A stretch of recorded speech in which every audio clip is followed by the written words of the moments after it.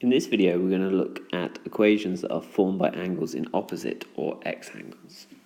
So if you remember, if you have an x angle, that the opposite angles are the same. So this angle here, 11x plus 7, is the same as 51.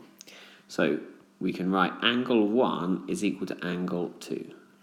So angle 1 is 11x plus 7, and we can say that is equal to 51. And this is an equation that I can now solve.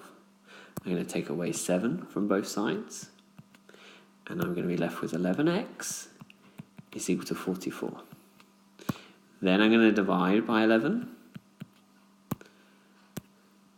and I'm going to get x is equal to 4. Okay, that's the first one done. Let's move on to the second one. Again, I've got opposite angles, and if I label this one 1 and that one 2, I can say that angle 1 is equal to angle 2. So angle 1 is 2x plus 18, and angle 2 is 3x plus 2. So I need to get letter terms on one side, number terms on the other.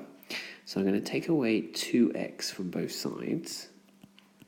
Okay, so I'm going to be left on the left-hand side with 18. On the right-hand side, 3x take away 2x is x plus 2. So now I only have one letter term, so I'm getting there.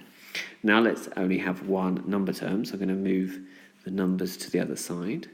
So 18 take away 2 is 16, x stays there, 2 take away 2 is nothing. So my answer is x equals 16.